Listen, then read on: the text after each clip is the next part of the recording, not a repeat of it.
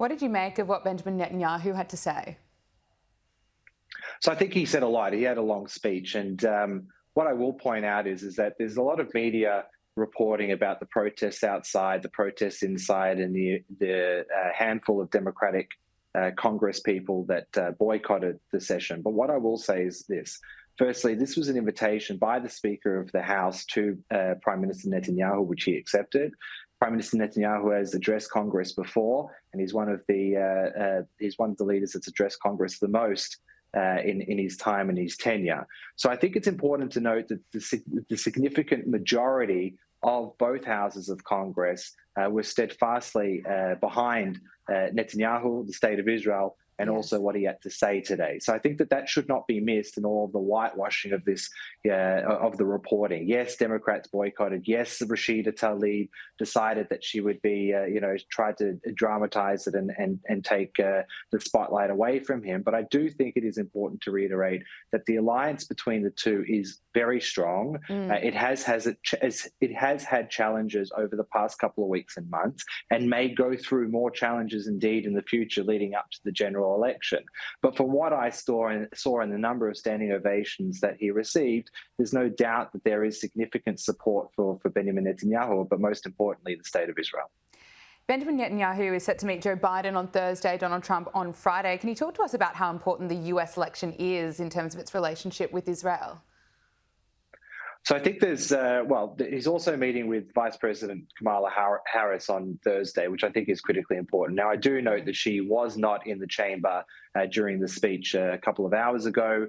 Some have interpreted that as a slight against Prime Minister Netanyahu, but I'll allow everyone else to come to their conclusions. He is going to meet with her and with President Biden.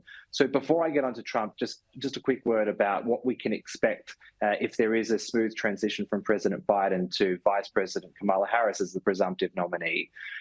President Biden has had a decades-long association and relationship with the state of Israel. It is very, very strong. It is rather unwavering. And he, on a personal level, as well as one of the longest serving senators and also public figures in American political history, he has a very, very personal and strong connection to the state of Israel. Kamala Harris's connection is less than that of President Biden. And I do believe that will play a role. Now, whether minor or major, I don't know, and only time will tell.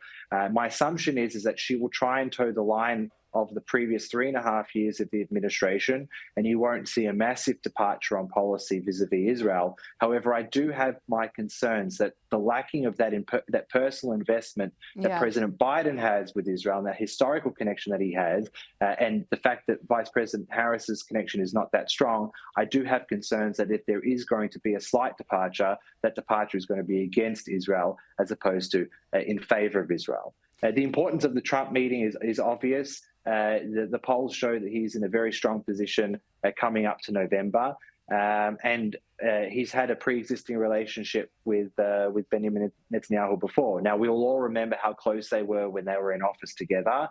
There was some straining of the relationship during the past 3.5 years of the Biden administration for a few different issues. But ultimately, the fact that Trump will be meeting with Prime Minister Netanyahu is a good sign.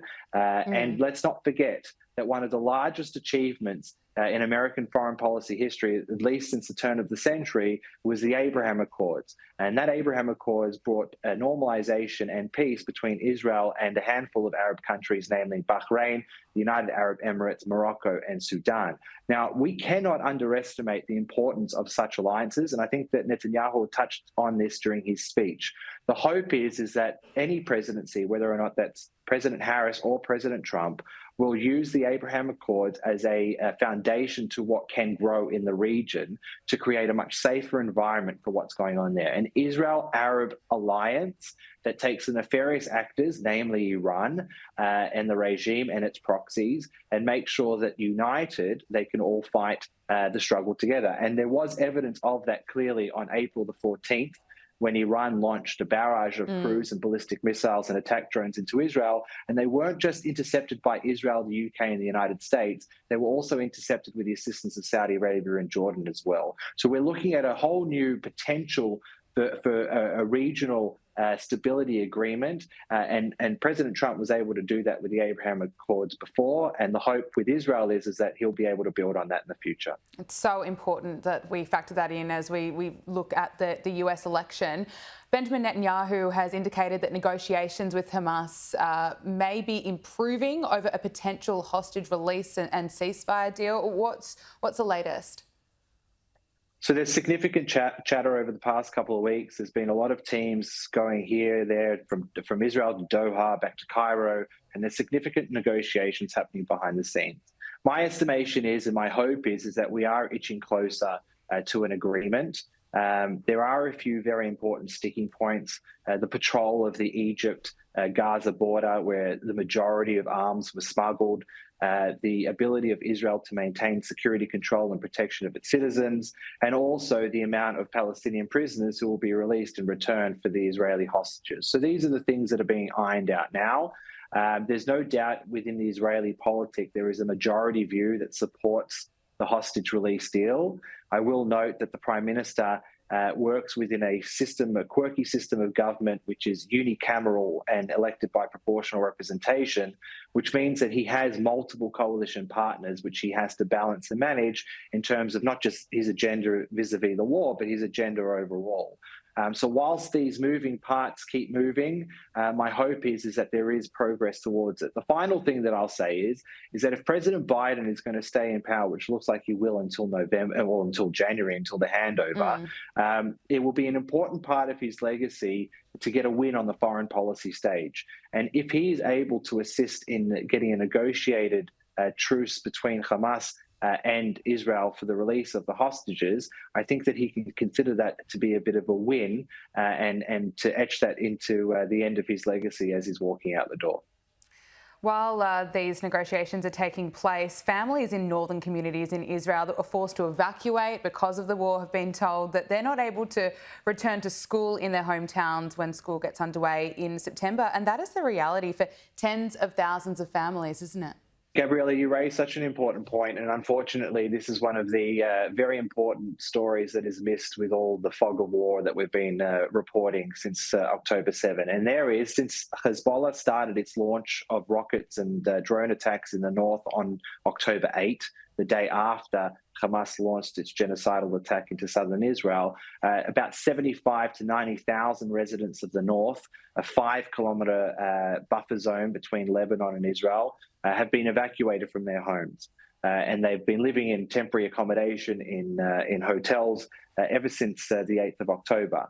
So the news that they will not be able to, well, the school kids will not be able to return for the new school year that starts in September is very sad and very troubling. So there's a number of people that are displaced, and there's no view on the horizon as to when they can return. So the significant impact that it has on these people's lives, they've not only lost the ability to be in their homes, but the destruction in the towns in the north has been quite terrible. So some towns, at least 50% of the buildings have been damaged by the rocket fire, the daily rocket fire and the drone attacks coming from Hezbollah in the north. And essentially, and unfortunately, due to this conflict, certainly in the north, Israel is shrinking, and Israel has shrunk its territory by about 5 kilometers from today from October 8 until today. And that's obviously an untenable situation for Israel to maintain for the long term. So I think that it will impact the psyche of not just those residents who are displaced, but those in the whole country about the despair of the families unable to return. But it will exert certain pressures on the government to look to a different solution to the northern situation than they currently have on the table. And that could be the one of two things: either a diplomatic resolution with the assistance of the United States and others to get Hezbollah fighters to remove themselves from southern Lebanon and to retreat to the Litani River, which is part of a UN Security Council Resolution 1701, which ended the Second Lebanon War in 2006. Or the unfortunate other alternative is if a diplomatic avenue cannot be reached, then I do expect that the potential for a war in the north between Israel and Hezbollah is increasing in probability as the days go on. It is just so heartbreaking to hear what the people of Israel are going through and then seeing acts of anti-Semitism just displayed right around the world. Joel, Burnie, thank you so much for speaking to us here on Power Hour. Thank you, Gabriella. Always a pleasure.